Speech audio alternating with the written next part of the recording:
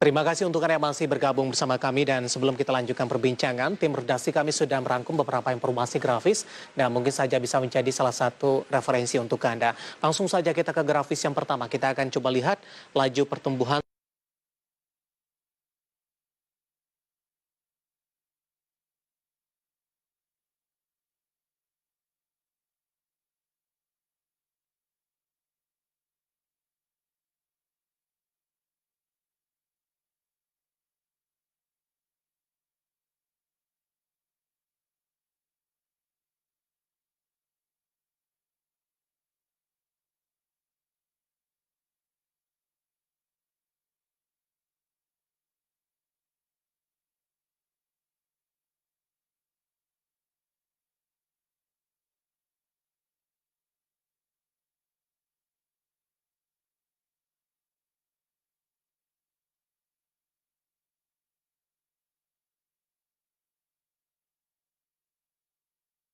televisi Anda nilai ekspor lobster Indonesia 2015 sampai dengan 2018. Kita beralih ke grafis selanjutnya, kita akan coba lihat juga bagaimana posisi produksi lobster Indonesia dalam satuan juta ton 2015, 2016, 2017, dan 2018.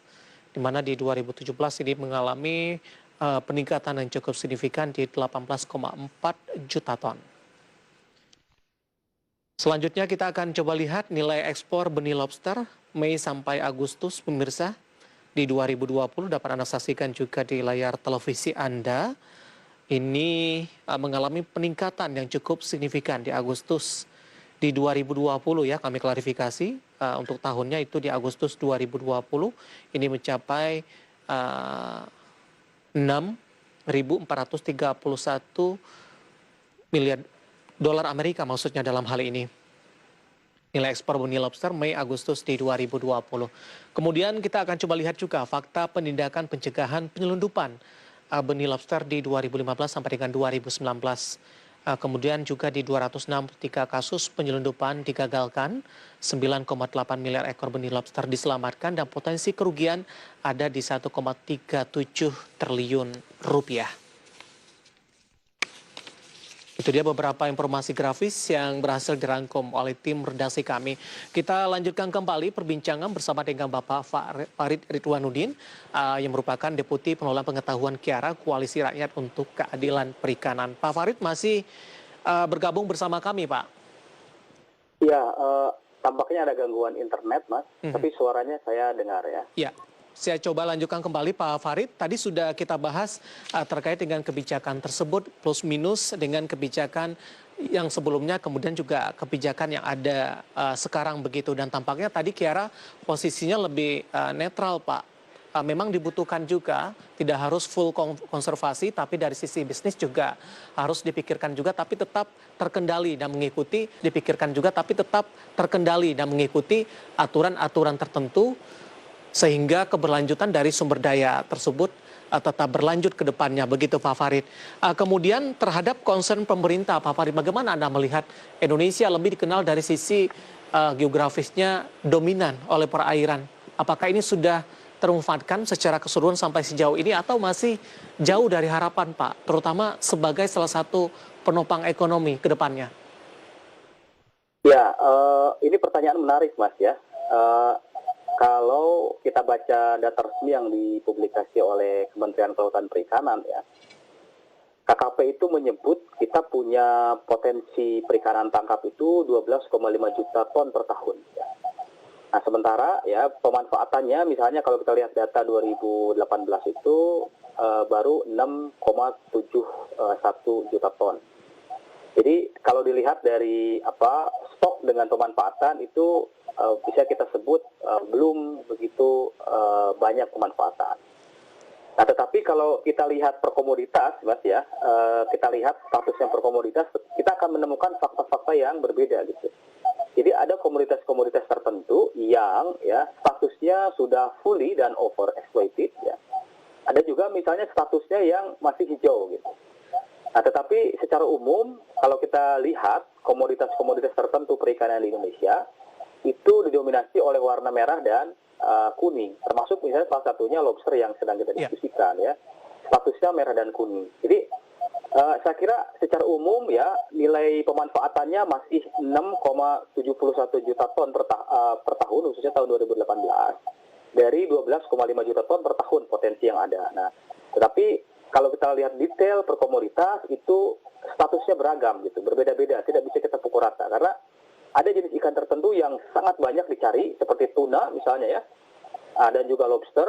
Ada jenis ikan-ikan tertentu yang tidak begitu banyak dicari, misalnya karena nilai ekonominya nggak terlalu tinggi. Nah, itu kondisi-kondisi yang kita temukan di di dalam dokumen yang dipublikasi oleh KKP. Nah, yang lain, selama ini pusat ya pemanfaatan perikanan itu biasanya didominasi oleh nelayan-nelayan skala kecil atau nelayan tradisional yang biasanya menangkap ikan di perairan 0 sampai 12 mil gitu. Nah, sementara di atas 12 mil khususnya di wilayah zona ekonomi eksklusif itu memang belum banyak dimanfaatkan dengan baik. Nah, makanya misalnya kasus yang terjadi di Natuna itu ya, banyak kapal-kapal asing masuk ke ZEE itu sebetulnya menunjukkan bahwa kawasan-kawasan ZEE kita itu belum didorong untuk dimanfaatkan. Nah, maka ke depan menurut saya pemerintah itu harus mendorong ya para pelaku perikanan kita itu harus mulai memanfaatkan sumber daya perikanan di wilayah offshore ya, di wilayah-wilayah di atas 12 mil. Sehingga ya ikan atau sumber daya ikan yang ada di situ bisa termanfaatkan dengan baik. Nah, saya kira itu ke depan. Baik, masih belum optimal. Sebenarnya kita mempunyai kekuatan yang cukup besar begitu sebagai negara perairan, Pak Farid. Betul ya, Mas. Artinya begini, selama ini yang menjadi pusat dari pemanfaatan sumber daya ikan itu masih didominasi oleh perikanan tangkap di perairan 0 sampai 12 ya. Ya.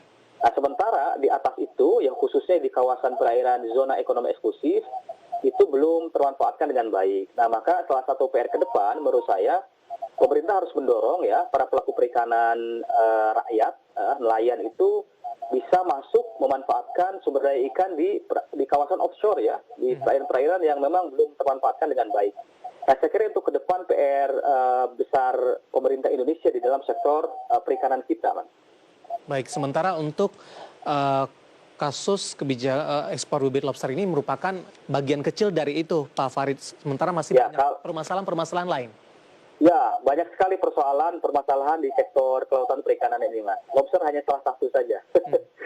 Baik, Pak Farid, untuk sementara ini kebijakan ini dihentikan. Kemudian juga pemerintah lagi berupaya mencari pengganti dari mantan Menteri KKP sebelumnya. Harapan dari Kiara, Pak, bagi yang akan menduduki posisi ini nantinya, terutama terhadap kebijakan ekspor bibit lobster ini ke depan dan juga beberapa aspek lainnya di sektor perikanan. Ya, kami pernah membuat 10 syarat atau 10 kriteria ya, Mas, Menteri pengganti Pak Edi ini. Saya ingin sarikan kira-kira begini syaratnya ya, bahwa satu, Menteri pengganti Pak Edi ini harus menteri yang berani ya menghentikan kebijakan ekspor lobster. Kenapa? Karena akar masalahnya di sini, sebetulnya. Ya. Dulu waktu kebijakan sebelumnya ya Permen 56 2016 kan tidak ada tuh menteri yang ditangkap gara-gara kebijakan itu. Gitu. Tapi dengan kebijakan yang baru justru ada menteri yang ditangkap.